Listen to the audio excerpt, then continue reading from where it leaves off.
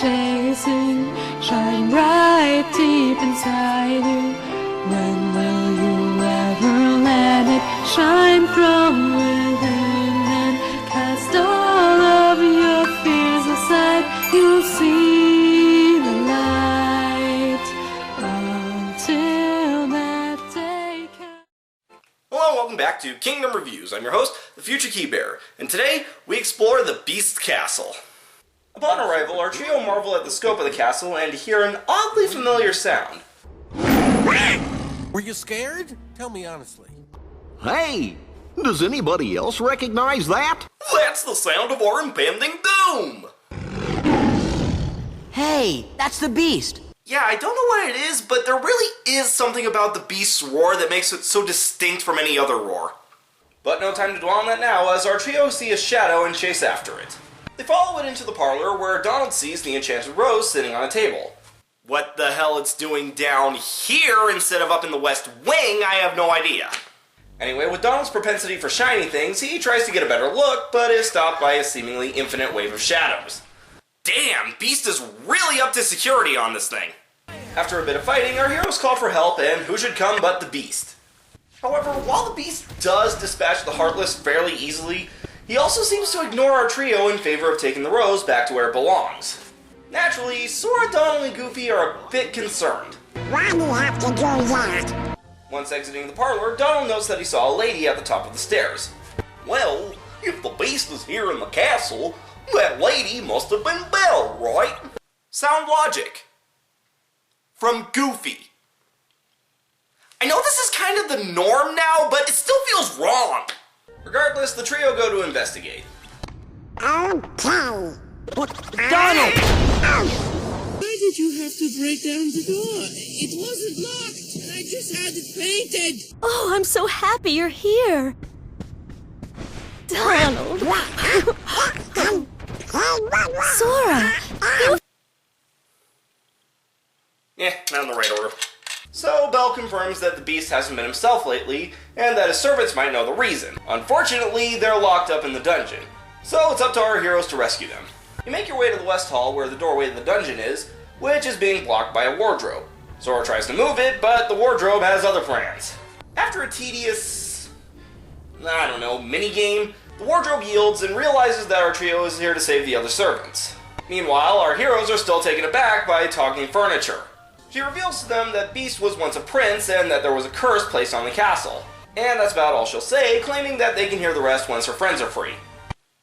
Well, at least she's got her priorities straight. So our heroes make their way to the dungeon, where they come across another blocked door. But this time, it's blocked by the Heartless. This was a pretty fun battle, and the design of the door guardians is really cool. Afterwards, they make it inside and find the servants. I wonder, if Chip had any voiced lines in this, do you think they would have tried to get Haley Joel Osment to do the voice, considering the fact that he was the last person to play the role at the time? I'm Sora. Donald. Goofy. That's what I'm looking for! So when our trio ask about the curse, they explain the whole story. What's Donald's response to hearing this? Let's get the enchantress!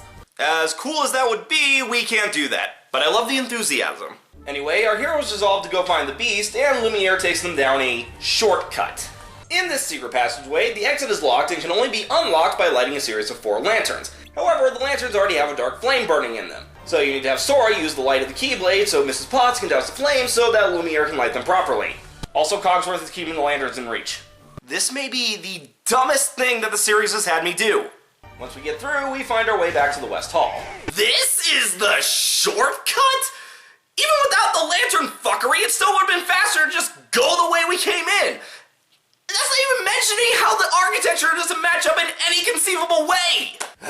Anyway, we make our way to the West Wing and see that Beast is being manipulated by the organization. Zaldin here makes a hasty retreat, leaving the Beast in an unexplained fit of rage.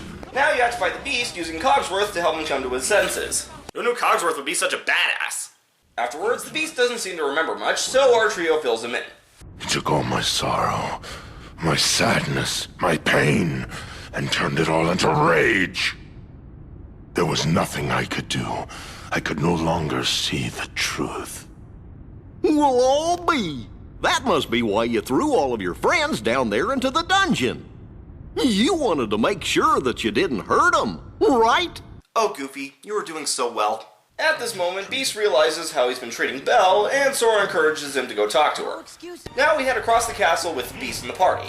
He works pretty much the same as he did in the first game, so nothing much to talk about.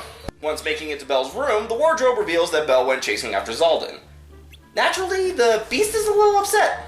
By the way, I love how terrified Donald and Goofy are. I mean, not that I blame them. So we find Belle in the ballroom being attacked by a giant Heartless as it corrupts the room. First off, this ballroom is fucking gorgeous! The detail is astounding. Looks directly lifted from the film. And the design for the evil version of it is just awesome. The battle itself is really great too. It comes in two parts. First, where the Heartless looks like a glorified Dark Ball, and the second where it turns into this monstrosity. But the real star of this battle is the reaction commands. The Heartless uses different elements of the ballroom to its advantage, but you can use the reaction commands to turn it around on him. Afterwards, Beast apologizes to Belle, which she accepts, sort of, and the Enchanted Rose reveals the keyhole, so we can move on. So that was Beast's Castle. That was odd. It was kind of slow for the most part, but ramped up a lot during the boss fights. Didn't get to work with the Beast as much, but in exchange we got to work with the other denizens of the castle. The world design is beautiful, and with the exception of some missed details, it looks exactly like the film. Overall, really good. Tune in next time as we go from zero to hero. Or was it from hero to zero?